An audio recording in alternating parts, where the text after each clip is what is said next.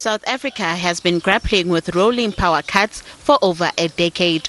And now, as the country seeks new solutions to this old problem, wheeling has been suggested as one of the ways to end load shedding. Wheeling is a power distribution mechanism that entails the transportation of electric energy from the main power generator to a remote location outside the grid using the existing system. For example, a solar power generator in the Free State can distribute power to a farm in KwaZulu-Natal using Eskom's transmission network. Government recently gazetted Schedule 2 of the Electricity Regulation Act, which permits third parties to generate and sell 100 megawatts of electricity from the Eskom grid. This step is said to, over time, greatly assist in the effort to provide reliable and sufficient electricity for the economy. Eskom says there's an urgent need to turn around the power crisis. Ultimately, a lot of this has to deal with load shedding and preventing load shedding on the economy and in the sector. And so a lot of the activity is driven around this urgent need in the economy. The City of Johannesburg-owned electricity company City Power says it's seen an increase in requests from its consumers to support wheeling.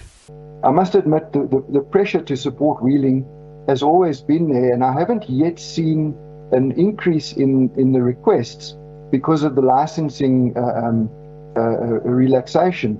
You know, the guys that were determined to do this were there already. So it does make things easier, but we've already seen that pressure and have had to need to respond to it. The City of Cape Town, on the other hand, says it's looking at piloting wheeling by mid next year.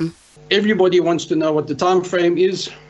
Experience is that there's always devil in the detail, but at the moment, and please don't hold me to it, but we're sort of aiming for the middle of next year.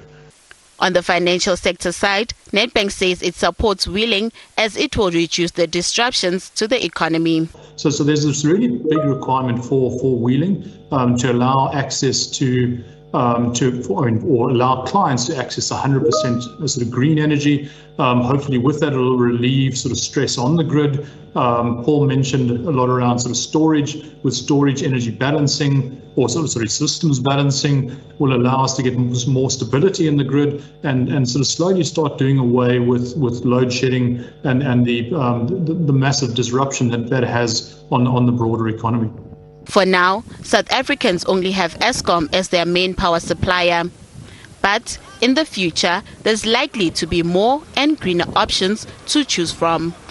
Nothando Makutulela, SABC News, Johannesburg.